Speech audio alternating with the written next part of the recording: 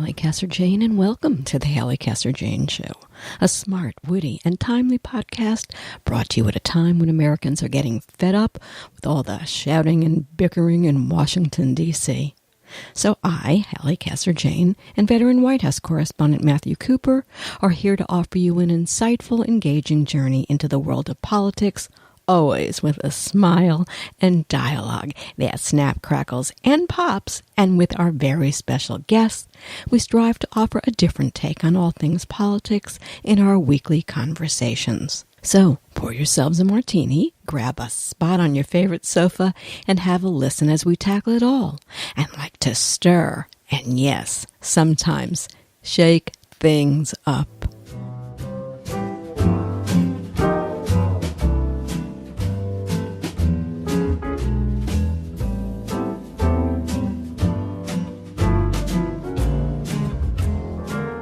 On this episode of the Halli Casser-Jayne Show, impeach the mother, Cker already?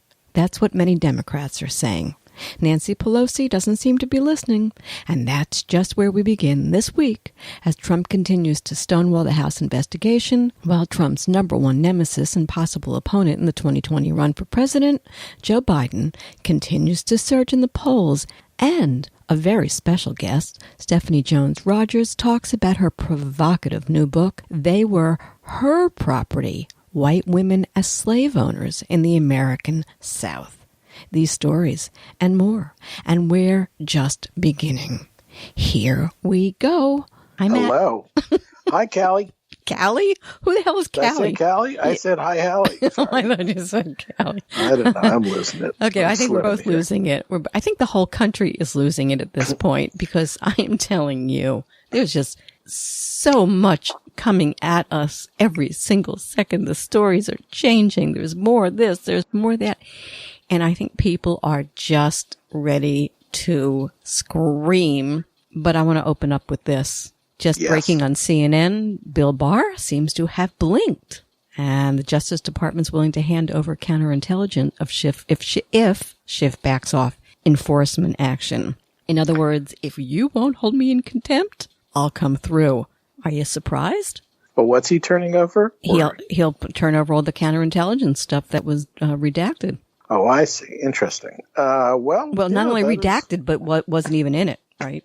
Right. That wasn't even in it. Well, interesting. That would be a thing.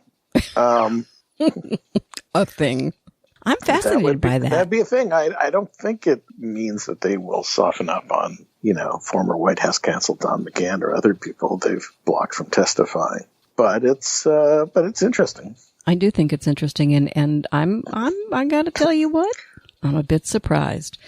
But this week has been very interesting, and I actually believe that for once Trump may have overplayed his stonewalling hand. And I think that has something to do with what Barr did today. Yeah. You think it's been too much. It's been too much, and they can see how really ticked off the Democratic base is at this point over all of this. And even though the Democratic base, which we'll talk about in full in a second, is going after Miss Pelosi and, Nadler and Schiff for continuing to say, we're gonna, and then do nothing.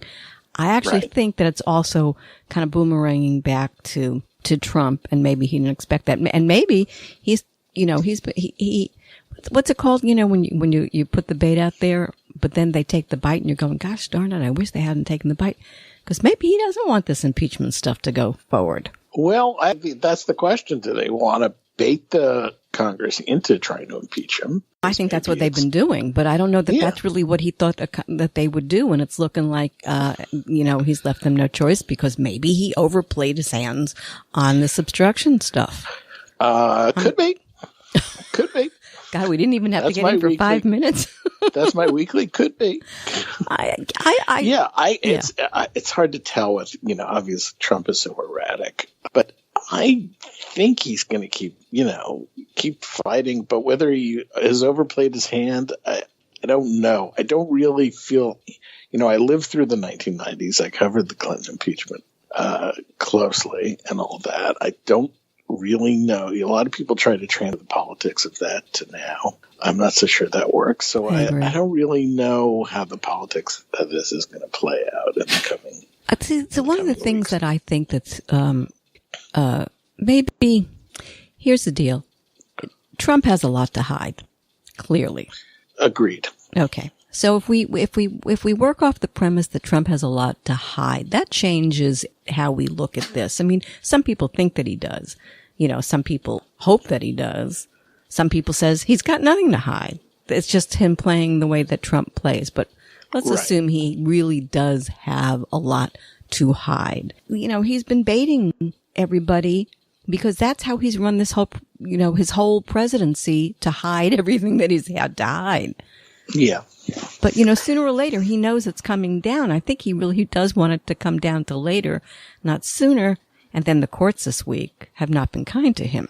The courts have not been kind, although it was a fairly easy case so far. But yeah, also you got to think in Trump's mind, he's thinking about programming for season 2. That this is all about, starting in September with the new season, maybe it'll be about the trial, and impeachment. Impeachment fails, and then I win again. Oh, that's sad. He's thinking about the next part of the dramatic score. Yeah, that's true. I agree with you on that one. But let's talk about this impeachment thing. But before we do, can I just throw one other word out about Attorney General Barr, who, I don't know that this was his line because I don't think he's this kind of clever, but he said he's fighting for the American presidency, not Trump. Can't let him get away with that line. I needed to put that line into this conversation. But again, I don't think he wrote that. I think that came out of Trump's camp because... Right. Yeah. Right. Yeah. Okay. So we said that, but let's go on to impeachment. So now we have them subpoenaing everybody and their cousin and nobody showing up, including Don McGahn. Right. We're going to have a lot of empty witness chairs. Okay. So talk to me about first the McGahn thing, because that was, I think that's the straw that broke the camel's back today. Talk to me. Background. Well, the issue is that the House Judiciary Committee, which is obviously controlled by Democrats, wanted former White House counsel Don McGahn to come and testify about the things he had told the Mueller team about Trump trying to, get him to change his story and fire different people along the way and things McGahn refused to do and such. The stories we've all heard, and they wanted to get the same and more from him. And even though he's a private citizen now, because he's no longer the White House counsel, he took his instructions from the White House, which said, no, we're not going to let him go. Now, the White House had a slightly plausible reason, which is that, McGahn had spoken to Mueller in his capacity as an appointee of the executive branch. And so that's different than, that's the kind of executive privilege that's okay, but that's different than sharing stuff with Congress. It's a pretty weak read to lean on because it wasn't, obviously it wasn't confidential. It was put in the Mueller report. But that's what McGahn and the White House are arguing. The Democrats are having none of it, and this is where, they're really ramping up. And I think that you're right. This is what really pushed so many people towards impeachment this week. Nadler accused Trump of witness intimidation. Quote, he took to Twitter to call Mr. McGahn a liar. His lawyers went on cable television to do the same. Nadler said at a brief committee hearing that was supposed to feature McGahn's testimony, quote, in short, the president took it upon himself to intimidate a witness who has a legal obligation to be here today. This conduct is not remotely acceptable. For Jerry Nadler, yeah? Yeah, well, what's interesting, of course, there's this sort of social dynamics of why all these people who Trump insults and belittle still, do what he says, like Jeff Sessions or, right. Because they're Republicans. Yeah, but I mean, it's level the person. You would think the personal insults they might say, to heck with it and go their own way, but they never do. Now, who knows if McGahn was intimidated by that or if he really thinks there is a legitimate executive privilege question here. I don't know. His law firm received beaucoup bucks from the Republican committee, some committee. Right. I mean, I think these firms are big enough in their billing that probably was not Well, maybe. decisive here. I saw that, but when you're talking about a really big firm like Jones Day, I don't think that's probably what's determinative Matt, here. But I think we do have to. I don't think we should just roll over the fact that they're Republicans. They are Republicans. This Trump thing is something that has been in the works, whether Trump was the vehicle or not, for a very long time. Oh, no question. There's a lot of loyalty and partisanship here, and that's a big part of it. So they're all willing to sell their souls for the devil. And so, McGahn, no, absolutely. Great haircut that he has, by the way, is just another one of them. McGahn's haircut. Oh, yeah, great haircut. Yeah, it's what Trump wants his head to be. It's like what Trump thinks his haircut is like that, but it's not. Really, which is maybe typical. He's envy. Envy is Trump's middle name. Yeah, it's hair envy. That could drive this whole thing. That could be that. Could be. But I do want to say that. Yeah, of course, the Republicans are in lockstep here. Look what they've done to their one House member who is gone. Okay, let's talk about that. Let's do some background before we talk about it. Republican Representative Justin Amash. Where's he from? Michigan, isn't he? He's from Michigan, yeah. Go ahead. And you take it. You like to do those summaries. He's from Michigan, out in the Grand Rapids area, and he's, he's very libertarian by nature, and he came out and basically said, I'd be for starting impeachment because it looks like Trump's really obstructed justice, and even though he's, super conservative, all the conservatives have, exiled him and denounced him, and he's the only person in the House on the Republican side who's said anything like this, and it's very interesting. I mean, he's being hailed as someone who's very principled here, and he's getting the crap beat out of him by his GOP. He's getting the crap beat out of him. I mean, the president, called him big loser. He's a loser. Fact of the matter is, this guy's got a lot of courage. So they immediately go ahead and within 24 hours, they've got somebody running up against him. Oh, yeah. It's a lesson to the other, 200 or so that, don't you dare cross Trump. Don't Here's even what's think going to about happen it. to you. Yeah, but now he's got the upper hand because now he's saying or intimating he just may run as a libertarian independent, which will take votes away from Trump. Right. Exactly. Maybe this all was a setup for that. Could be. You get to a certain point in your career and some people think that way. I mean, interesting. It's interesting that the sitting Republican governor of Vermont endorsed Bill Weld. Yes, I thought that was right the next day, right? Primary. Yeah, right. Yeah. And there are cracks in Trump's wall. There are little cracks, but as you said, they're really unified. They're very unified, but maybe not so unified because I think this is. I said this on Twitter that Amash broke, no big deal, except for the fact that when Amash broke, the next person who breaks will be a big deal. That's true. If another one breaks, it'll be a big deal. Right. And Amash set that up. It's true. Yeah. So I think that's really... But boy, are they holding together. Well, they are for the moment, and then until you see what kind of stuff starts seeping out when they can't stonewall anymore, and then people like Amy Donaldson and Hope Hicks, who was subpoenaed, ultimately get to speak. And I understand Donaldson and we know Hicks have lots and lots and lots and lots of notes. And Hope Hicks has got she's no longer in politics. She's got nothing to lose if they she's at Fox, Well, she's still on the team. Well, yeah, except to say, let's talk Fox for a second. I go off on a tangent here with Fox because old Pete Buttigieg appears on Fox and gets a standing ovation. I didn't explain that to me. I did not get that at all.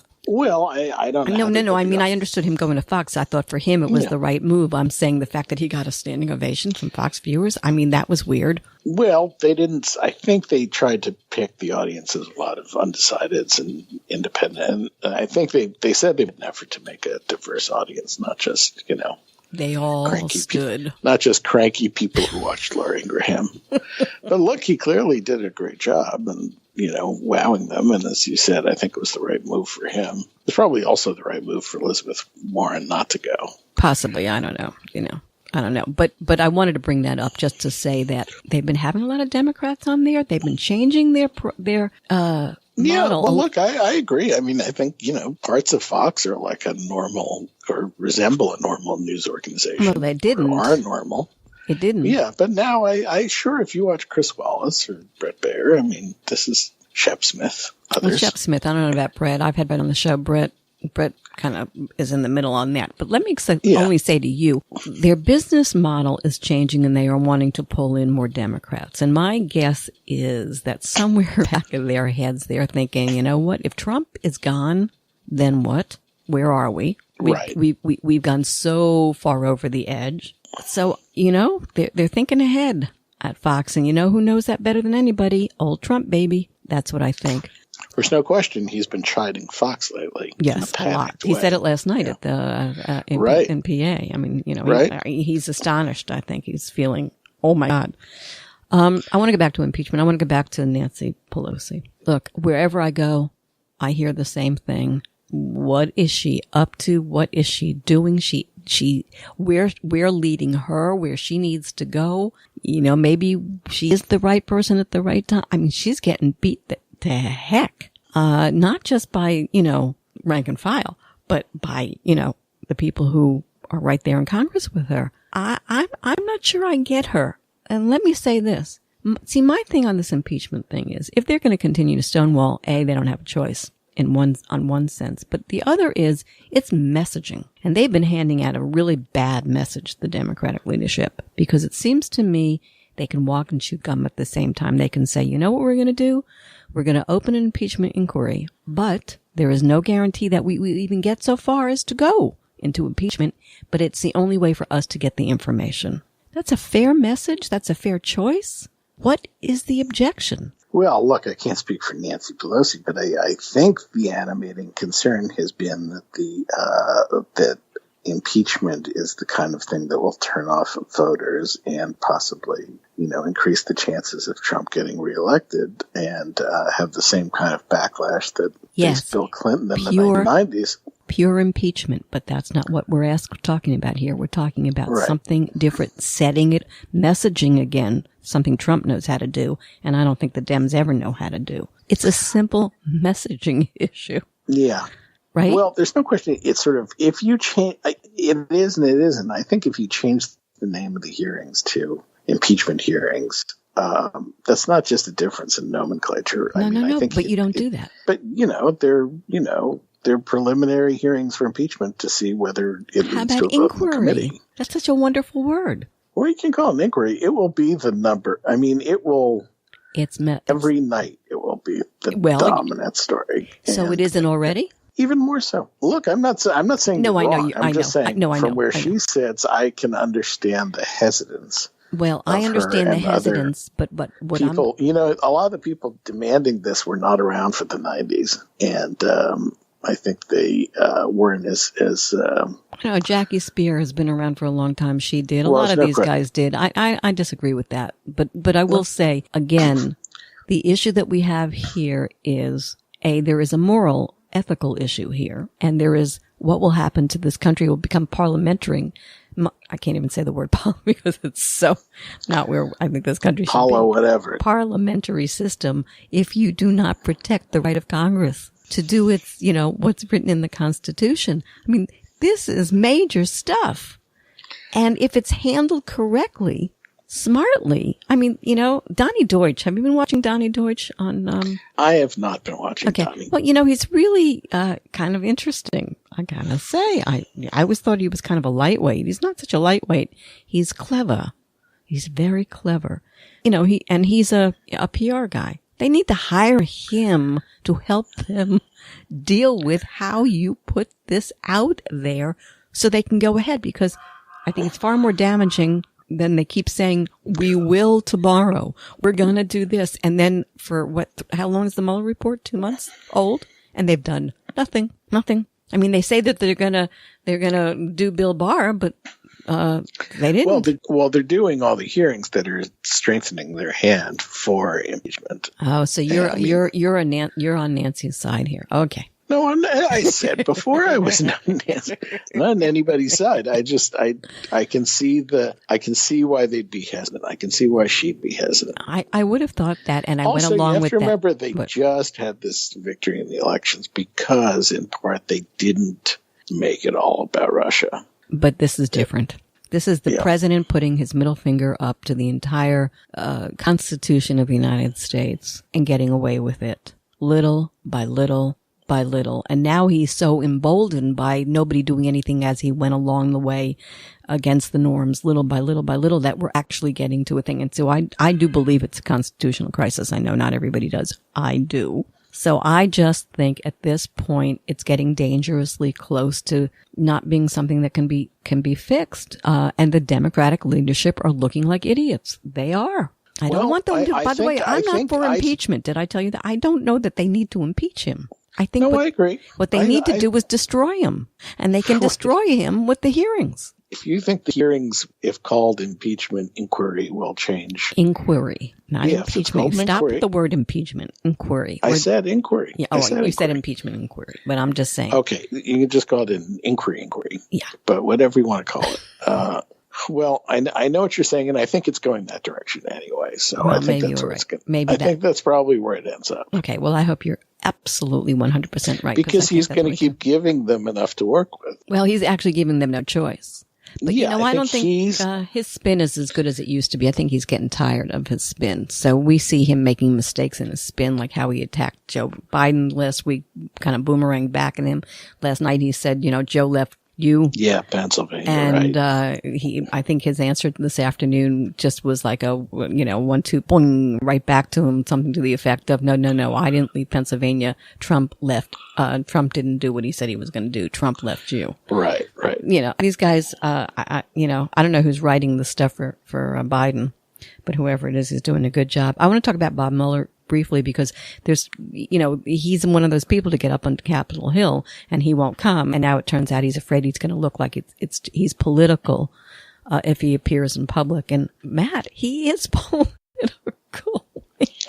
Yeah, I know. I don't see how he can't go up there and talk about his report. There are things to be elaborated on. There's questions from the Republicans about how they did the report. I mean, there's lots of things for him to talk about and take questions on. So I don't see how he can be dodging it. I don't know. I find it very strange that that he seems afraid to get up there. But, I think he was a big fail anyway. And I think we're where we are right now because of him, because I just don't think he had the whatever it takes to see it, to finish it, to do it, to lead us to where it had to go. And he kind of, left us all like hanging chads. Yeah, I think there's a case to be made for what he did, but we can do that another time. Oh, okay. Michael Cohen is still testifying, we find out. And is there a story there with this Jay Sekulow, who is not my favorite person in the whole wide world for a multitude of reasons? Yeah, sure, right. I mean, Cohen is alleging that the president's lawyer, Jay Sekulow, told him to lie. I can't even remember what it was about, but told him to lie about something. Oh, it was how long they were trying to build a Trump Tower in Moscow. Right, the dates. When they stopped. And the dates. The dates about that. Well, that's a serious charge. Yeah. That's a serious charge. Somebody said to me the other day, and I said, well, it's a felon against an attorney. And the other one said, and my friend said to me, yeah, but the attorney is about to be another felon. Yeah. This is not it's a revolving door. Exactly. It's a creepy bunch of folks who are in our political orbit these days. And back to the 2020, I want to talk about Biden again. Favorability ratings are to the moon over all the other candidates, to the moon. I find that just at this stage, just really, really, really something. And another little piece that was thrown out, which I thought was interesting, is the headwinds in rural Iowa ain't so good for him. His numbers are looking a lot more dangerous than I think we'll understand, or that the press has done a job of getting out to the public. You got any thoughts on that? Well, on Biden, he's running very strong now. I think, I'm talking Trump. Yeah, no, I understand. Okay. And Trump, there's some weakness signs out there. I mean, look, he's very vulnerable. You look at all these polls, whatever it says about the Democrat on the left-hand side of the poll, on the right-hand side, it shows Trump 43, 44, 45%. That's not where he wants to be. And I'm surprised he's that high. But see, if they hold those impeachment, this is a woman doing what women do best. So if they hold those impeachment inquiries, if the girl says, if they hold the inquiries. In other words, I'm having a fight with my husband and I'm going to get the last word in on this subject. Right. I'm telling you what, you're going to buddy. get another point. Right. No, I agree. Well, maybe it'll push him downward. I don't know. Yeah. Well, we'll see. We'll see. Trump's financial records, and this is it. I mean, he doesn't have a leg to stand on from the attorney friends that I've talked to about this, about whether or not the financial records of Trump have to be turned over, because the people who have it are not government people; they're just as private financial people, so they have no way to get around it. So it was immediately kicked up to the Court of Appeals today, to oddly enough, Merrick Garland's court. Right. Who, by the way, was a Clinton appointee, not Obama. Obama tried to get him on the Supreme Court. I just wanted to get that straight. But I think there's a there. I think that's going to be out. And I think we're about to see all of that sooner rather than later. The other thing that I wanted to talk about briefly was the Deutsche Bank story. Did you pick up on that one? I did see that. That was interesting. Yeah. That's money laundering. Well, look that way. I mean, a lot of transactions, suspicious transactions that did not get reported to the proper authorities. Very, very disconcerting. So we close out on this week in anti-Semitism. Yes. This week, we need theme music. What were you doing up at 3 o'clock in the morning, by the way, when you're texting me? I don't sleep well. I have really bad. Oh, boy. I have the cure for you. I'll tell you off air. I really do have a cure for that, because I have that problem, too, but I think I've solved it. Oh, interesting. Yeah, okay, well, I'm curious to hear. Yeah, it's an off-air conversation. But Thank you for sending that terrific piece. Talk about that piece you sent me, because that was just... Oh, well, it was 3 a.m, so I may not have read it clearly, but it was a piece from one of the Israeli papers about was a little meeting on the West Bank with Palestinians and Israelis, Jews, Israelis at some coffee shop. And it was one of those sort of nice, breaking bread together. It was one of those breaking bread stories. Or breaking matzah. I can't remember if it happened organically or if it was... some sponsored meeting, but it was a heartwarming story. It was a feel-good story, and it was a feel-good story. Yeah. It's what we all hope for. Exactly. In the meantime, Gaza, more bombs being lobbed at Israel. I think we have a little. I think we have a little movement there in a good direction. Well, maybe yes, maybe no. I mean, if there's movement there, isn't it for the fact that nobody wants this right now, particularly with Jared about to give economic answers to all of this, which have already been turned down by the Palestinians. But let me bring up this though really quickly, and that's the Germany has approved in the Bundestag. Is that how you say it? The BDS and the BDS legislation, which everybody was thrilled about that, which is so anti-Semitic. Give us a word on the BDS. Well, movement. it's a serious set of sanctions that are being adopted by governments and private organizations and citizens to divest themselves. It stands for boycott, divest, and sanction. Right. Israel. It's a very hard line, and it's there's a lot of pushback against it in different places. That's what happened in Germany this week, and that was a good thing. On the other hand, anti-Semitism is way, way up in Germany. It's in their papers. They're talking about it. At least that's something, but they're not quite sure how to fix it, and that's a little scary. We're almost at the end. Tell me something I don't know. Is there anything I don't know? Is there anything you don't know?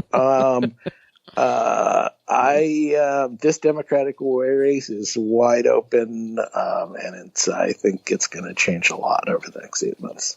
Okay, Andrew Gillum in Florida is getting beaten up badly because he kept about 3-point-something million of his war chest for a future run. And with this with the felon law thing, and now Florida playing more games with that, so that if people, which I won't get into the depth of it, but I will say this: some people are seeing Gillum as a real threat for the next election, number one, which is why they're going after him. But they're saying if he would have taken that 3 million, he could have gotten all those voters who the Republicans are trying to stop from voting, the felon people. Right. By just putting his money in there. So Gillum under attack. Pay their fines. Gillum under attack in Florida. Interesting. Yeah. That's it for here. That's it. Okay. It's been See swell. you next time. See you next time. Ta-ta. All right. You are listening to the Halli Casser-Jayne Show. The Halli Casser-Jayne Show posts new podcasts Wednesdays, 3 p.m. Eastern at hallicasserjayne.com and is available wherever you listen to your podcasts. Be sure to find me on Google Podcasts, Spotify, Apple Podcasts, Pocket Casts, iHeart Podcasts, on all your favorite apps. You can find the Halli Casser-Jayne Show on your Alexa device, too. Just say, the Halli Casser-Jayne Show. Oh, and come play with me on Twitter at the Halli CJ Show.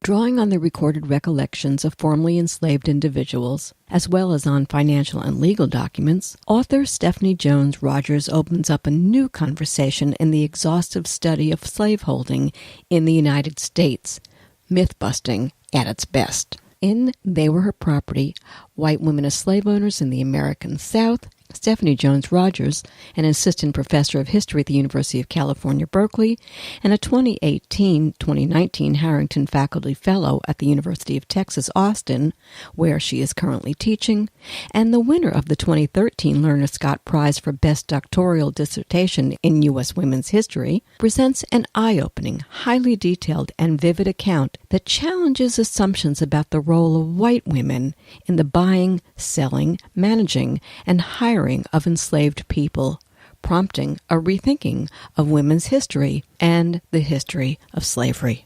Let's talk with Stephanie Jones Rogers. All right, lady, I gotta tell you what, Stephanie, this is truly eye-opening. It's myth-busting. I mean, it's something new in this seemingly exhaustive study in all things in the history of American slaveholding.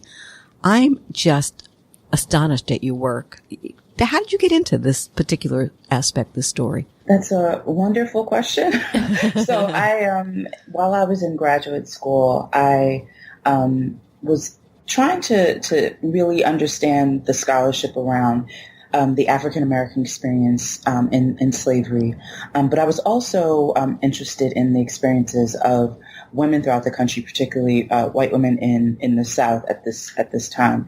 And what I noticed was that there was what seemed to me to be a disconnect between those two subfields of history around the question of whether white women, particularly white married women, had an economic investment in the institution of slavery.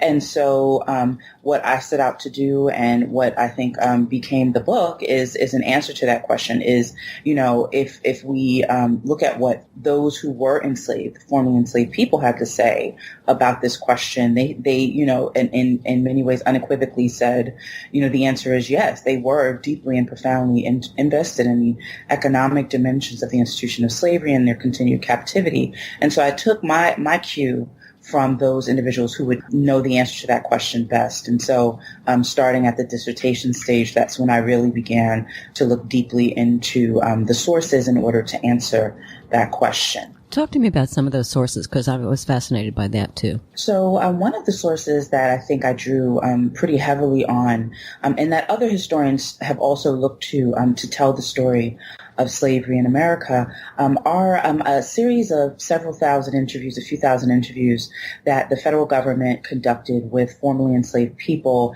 in the 1930s and the 1940s. So the administration, the Roosevelt administration, created the WPA, or it's called the Works Progress Administration, but also the Works Projects Administration. And under the WPA, they created a federal writers project which put to work unemployed writers who were then tasked in some part with going throughout the country trying to identify as many formerly enslaved people still surviving as they could and ask them about their experiences in slavery. And so we had those interviews, and so I drew heavily on those interviews, but I also was really interested in trying to understand in a broader and more comprehensive way what formerly enslaved people had to say about this issue, about white women, particularly particularly married women's economic investments in slavery, how those statements that they made about that issue could be legitimated and substantiated with other evidence. So I looked to bills of sale, which are very much like receipts that we receive when we purchase something today. I looked at wills. I looked at what we would consider to be prenuptial agreements today, but were referred to as marital contracts back then. So, and I also looked at military correspondence, court records, and found that throughout those documents, as well as newspaper advertisements and newspaper articles, many individuals, not simply formerly enslaved people or enslaved people, were testifying to, were legitimating and substantiating this idea that white women had a deep economic investment in the institution of slavery and were ultimately responsible for aiding in its perpetuation. So let me say this. The notion that in the 1800s, white plantation women of the South were addicted to their smelling salts, precious like magnolia blossoms, a woman of the, fiddle-dee-dee kind of sensibility and slave resistant going out the window with, is completely, destroyed in your book, and rightfully so, might I add. The slave resistant, image of these women going out, the window. There was nothing girly. There was nothing romantic here. I really want to keep saying that throughout this conversation. Many white Southern women were deeply complicit in slaveholding, upholding the everyday cruelties and barbarity of slavery. And how surprised were you to uncover what you did uncover? Well, there were certain elements of what I uncovered what I was able to discuss in the book that I wasn't necessarily surprised by, but there were other dimensions of the story that were absolutely new to me. And while I shouldn't have been surprised, I was certainly astonished when I stumbled upon certain elements of what I talk about in the book. For example, enslaved people, some formerly enslaved people, when they talked about the issue of sexual violence, this is something that we tend to think of as something only men could do, that only men could perpetrate sexual violence. Only men were interested in creating contexts in which sexual exploitation and coercion and violence could happen. But what formerly enslaved people were saying was that some white women weren't simply complicit, didn't simply turn their backs and ignore the realities of this issue in the lives of enslaved people, but that there were some women who saw that there was an economic benefit to sexual violence, meaning when conception happened and children were born, they realized that those children meant additional wealth, an increase in augmentation of their wealth. And there were some instances in which white slave-owning women created or orchestrated circumstances that made the sexual violence committed against enslaved men and women especially, possible. And so that was really shocking to me.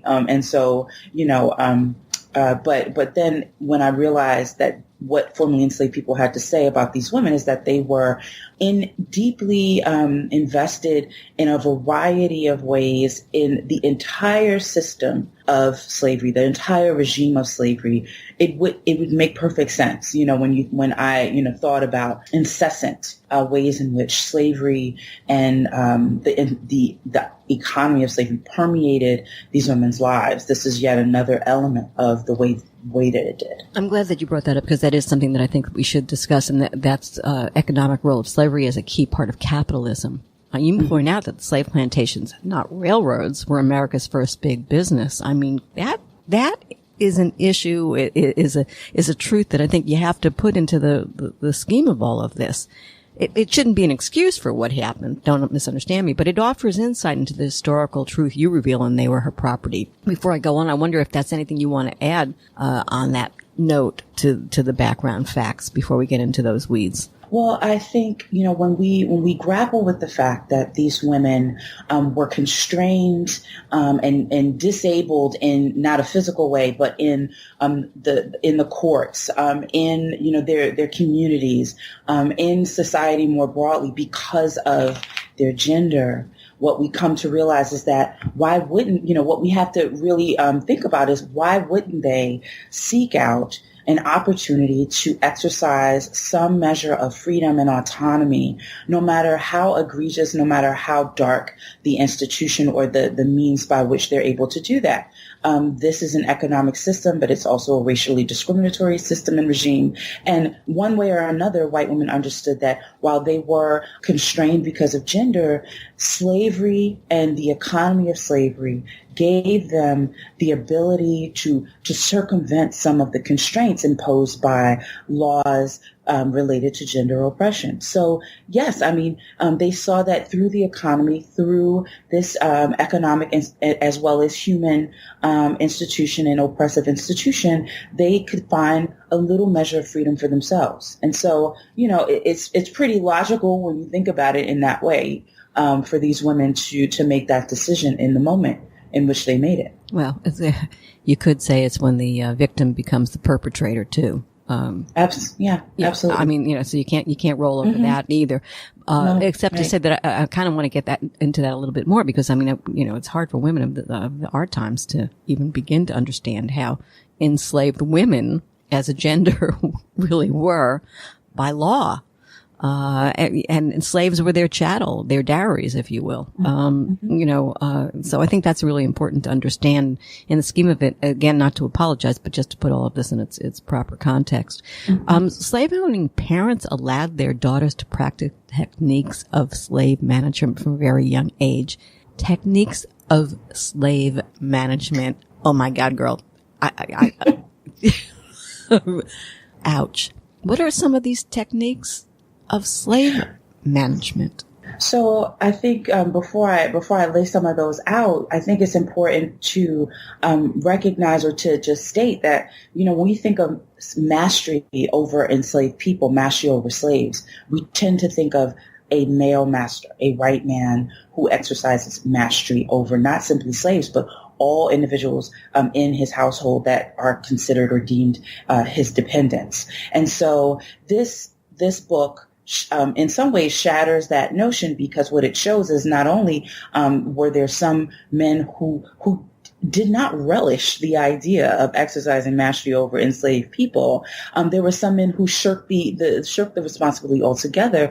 But it shows that slave-owning parents, when they knew that ultimately they were going to be giving their children, whether those children be male or female, enslaved people, whether as gifts at their birthdays, coming of age, weddings, Christmas presents, etc., but especially at the wedding reception, if they knew that in the future that was going to happen, they did not want their children to be unprepared for the task of slave management and discipline. And so what I show in the book is that from even the time of infancy, young girls are receiving enslaved people as their own property, whether it's the promise of ownership in the future, or simply giving them at that moment to these young girls as their own, so that they can grow up with them in some respects. But what they also do in those moments, as these young girls get to an age where they can in fact understand the mechanics of mastery and control and discipline, and also the differences between their free status and enslaved people's bound status, they begin to teach them how to create circumstances that will allow for dominion to possibly take place. They allow for young girls to, for example, observe them as they discipline and manage enslaved people and interact with them. So they give them vicarious lessons in that way. But they also teach them by allowing them to discipline enslaved people themselves. There's one example in the book that I share where a white girl is fussing with an older enslaved woman who has taken care of her in her entire life over a matter related to dinner. And so in the conversation, it gets a little physical, and the enslaved woman accidentally knocks the white girl down. She says she's going to tell her father. When her father gets home, she tells her father. Her father begins to beat the enslaved woman in the presence of the daughter. And then he pauses and hands the instrument of discipline to his daughter and tells her to take her satisfaction of this woman. And so there are these kinds of lessons that involve simply meting out discipline themselves, vicarious lessons where they witness these acts being done. But there are also other strategies. So these children are also learning that, young girls are also learning that perhaps their parents' methods of discipline don't jive with and vibe with how they want to manage enslaved people. So some individuals swing to the other side of the spectrum, where they use incentives to ensure that, or in hopes of ensuring that enslaved people will submit to their will and to do what they ask them to do. Giving them time, to themselves, or giving them, an extra dress here and there. So they have incentivized systems of management, but even in those systems of management that seem kind to us in today's terms, there's always this ever-present threat of sale and ever-present threat of violence. And these young white girls learn that as well. The ultimate control. There are no words. One that just kind of made me even more ill. All of the examples, of course, make me ill, but I don't know why this one kind of got on me. But there was an extensive market for enslaved wet nurses, largely controlled and managed by these white women. All of this makes me, as I said, just crazy. But it begs the question, what was that relationship? Maybe it was different in every case, but was there an overarching theme of the relationship between the white woman who owned the slave and their slaves? So you mean just in general, or in a specific case of enslaved wet nurses? Well, no. I'm speaking in general. I wanted to bring that, just how these women were used, but I'm wondering what that relationship is. Complete love, hate, submissive. There was an attachment, maybe, a bond that formed, an odd bond over the years, of enslavement. I think it ran the gamut, because what is clear is that, particularly for the young white girls who basically grew up with individuals who they came to own, there's ultimately going to be some kind of intimate connection there. Whether, it's going to be a fraught one, nevertheless, but that, it would be particularly in the case of enslaved wet nurses, for example, if an enslaved woman, an enslaved mother is raising a white child from infancy into adulthood, if they're truly human beings, as they were, on both sides, there's going to be some intimate attachment, some connection, some attachment, between the two. And I think it's important to recognize that. But then there's, again, always the issue of ownership. No matter how kind, no matter how benevolent, these individuals weren't free, and they routinely underscored the fact that even if the individuals who held legal title to them were kind to them, often what kindness meant was that they respected the fact that they were human beings, and that they should be able to live with some measure of dignity by, giving them adequate food and clothing and shelter, etc. So I think it's really, I think, this kind of, there's a spectrum of relationships and connections. I can understand that. But I was thinking, actually, and there's another word for it, but I think of it as the Patty Hearst syndrome as well. Because you have to endear yourself to the person who has all that power and control over you.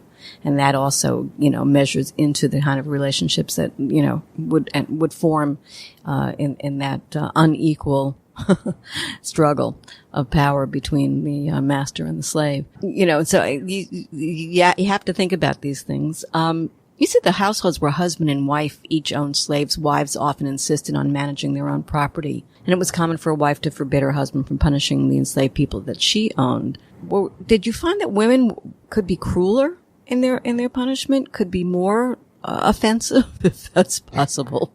Absolutely. Yeah. There were formerly enslaved people who talked about, they really were the metaphorical flies on the walls in many of these households that remain obscure to us because the details of how those households were run and functioned remain out of the archives. We're never privy to the details, and so these formerly enslaved people will often tell us details that we would rarely ever be privy to. And so they talk about these couples, each member of the family, the male, the husband and the wife owned enslaved people in their own right. And they sometimes talk about how their masters, the white men in the household, will object to the brutality of their wives' systems of discipline and management, and it will often, in some rare cases,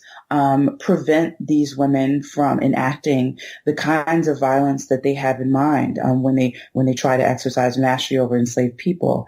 So it's really interesting that there are instances in which formerly enslaved people say, my mistress was the devil. She was even worse than my master. Yeah, and my master had to actually step in there. There is an example in the book where an enslaved woman is recalling how her master would literally grabbed the whip in her mistress's hand as she went to strike an enslaved person.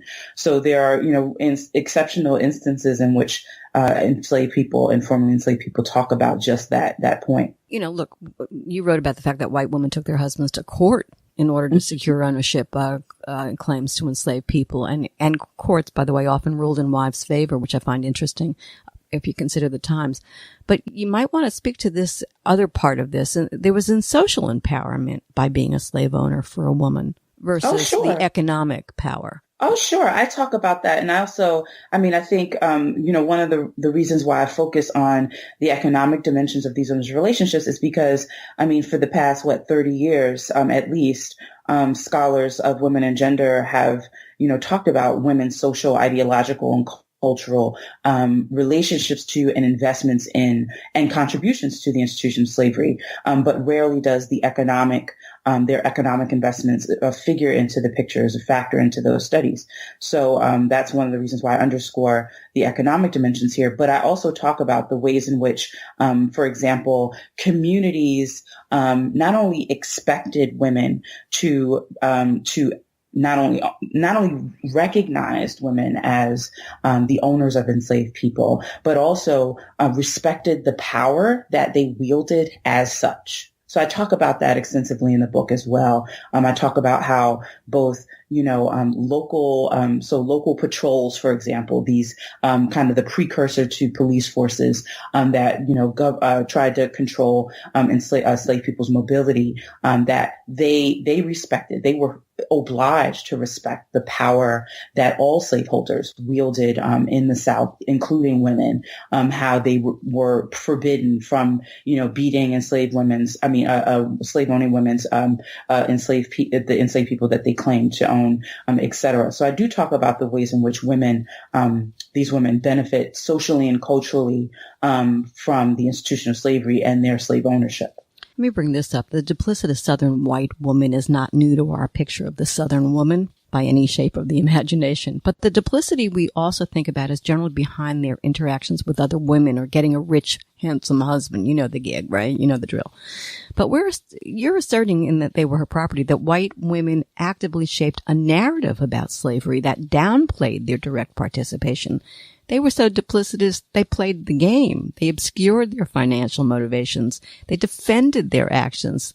These were cold, calculating, uncompromising women to a degree. And the only way that I can compare it today is to the governor of Georgia, who just signed that horrid document on abortion. Mm-hmm. Had to bring that in, sorry. But yeah. Go for it.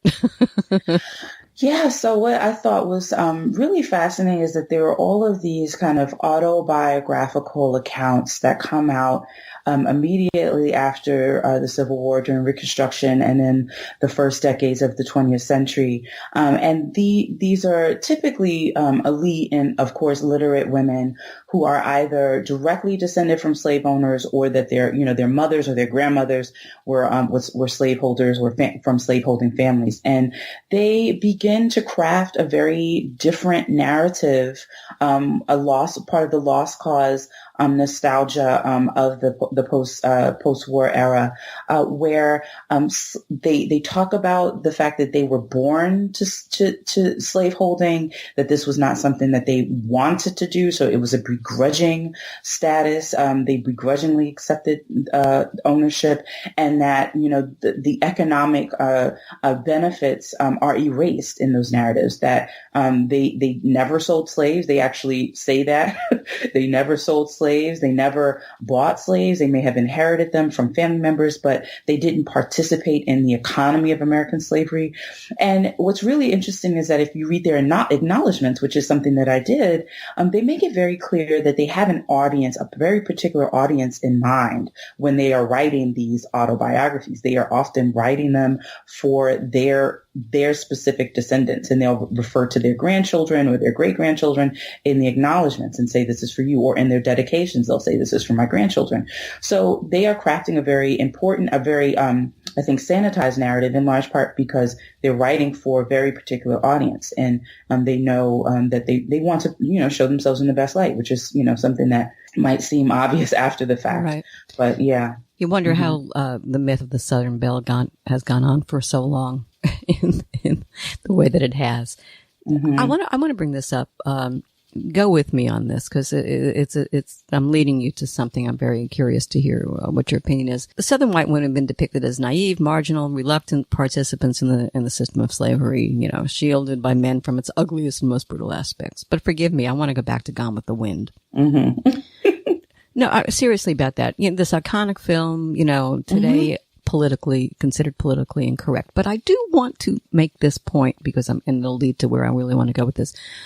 Margaret Mitchell, the author, who, by the way, suffered a horrendous death, hit by a car and lingered for days before she died on the streets of Atlanta. To many, they thought that was a kind fate. But forgive me, Scarlett O'Hara, the character, as the abusive slaveholding businesswoman willing to buck societies for financial gain, suddenly seems very not so politically incorrect in light of what you're writing. Absolutely. And maybe courageous on the part of Margaret Mitchell back in the day. You have any thoughts on that? There's a reason I'm asking you. Maybe I should go to the reason and give you a minute to take that in. Besides the romanticization of the narrative, of the relationships and interactions that Scarlett had with Mammy, and I think her name is Butterfly. I don't know if it was, but I think that's McQueen. Butterfly McQueen. Miss Prissy. Miss Prissy. The kind of romanticization of those relationships aside, I think that there are some elements of Gone with the Wind that do speak true to, the experiences of both slave owners, female slave owners, as well as enslaved women in the period that I discuss in the book. Well, there was a reason I'm bringing it up, and that's because something that happened a couple of weeks ago, and that was with the song God Bless America and Kate Smith, who was back in her day known as the First Lady of Radio. Are you aware of that story?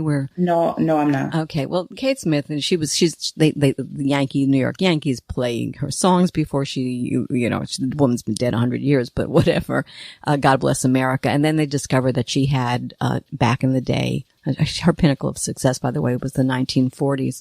But back in the day, she was the songbird of the South, but she also cut some really awful songs that were cut by covered by 1,000 people. That's why darkies were born and all this kind of stuff. And so they've just gone and they've taken down her in her hometown, her bust or whatever it was that was on the, Court Square. And I'm wondering where you are in all of this after going through all of this, and then reparations, everything else. What do we do with all of this in the 21st century, looking back to this horrific time?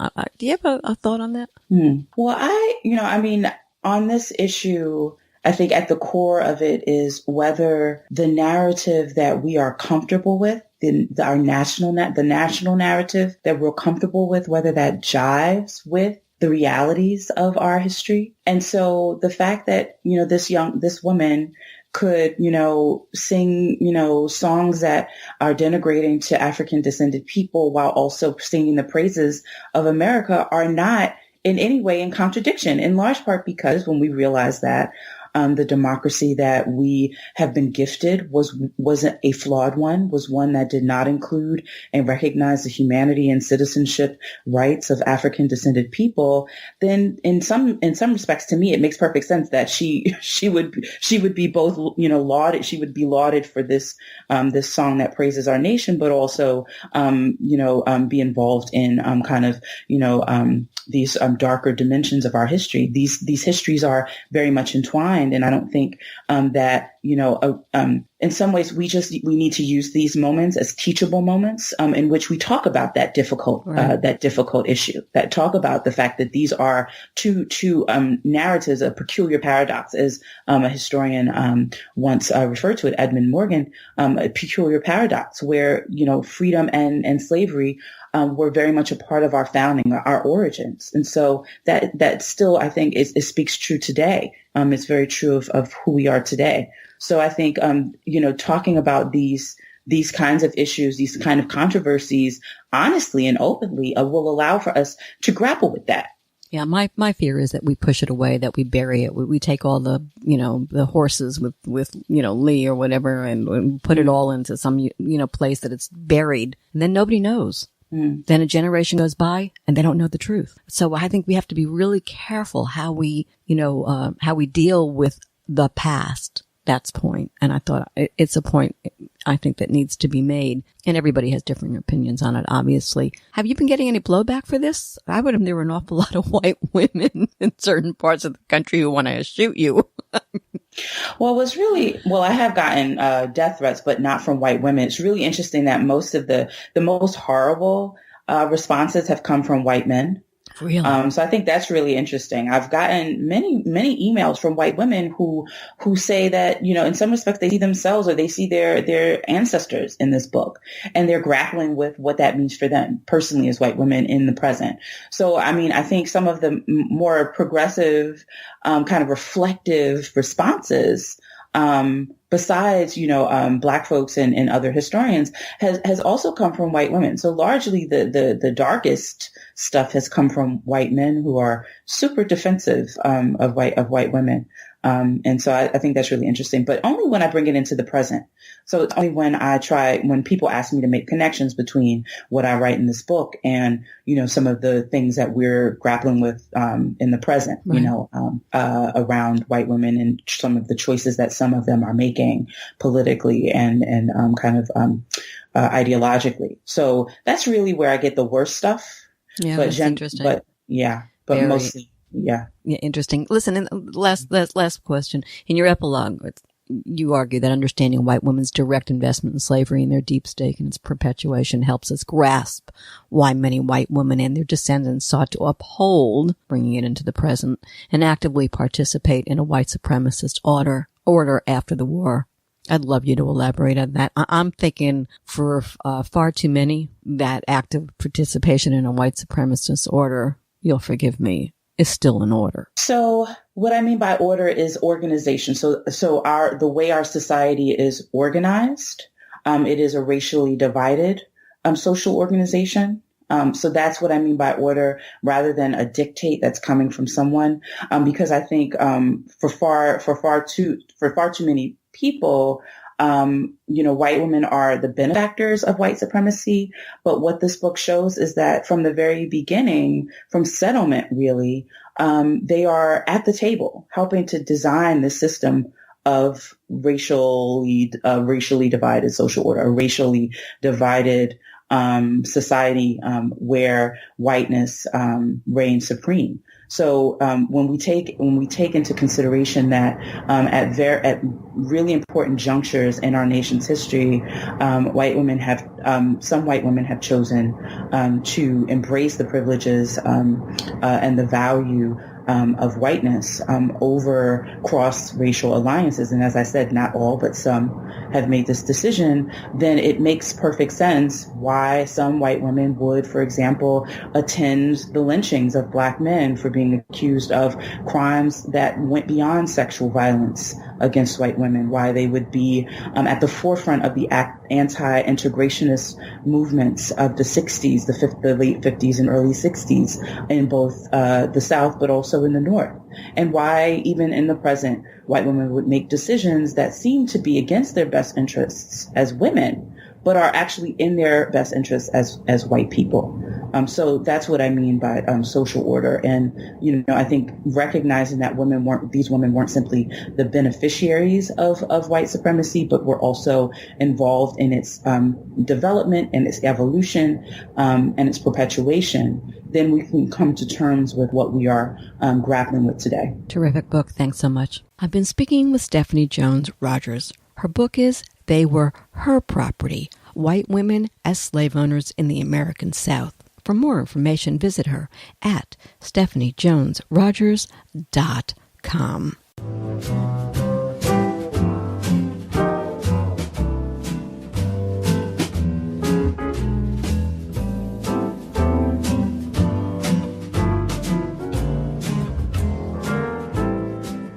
Thank you so much for tuning in to the Halli Casser-Jayne Show. The Halli Casser-Jayne Show is a production of Resec, LLC. Be sure to tune in to the Halli Casser-Jayne Show at hallicasserjayne.com or listen on your favorite app. New podcasts are posted Wednesdays, 3 p.m. Eastern.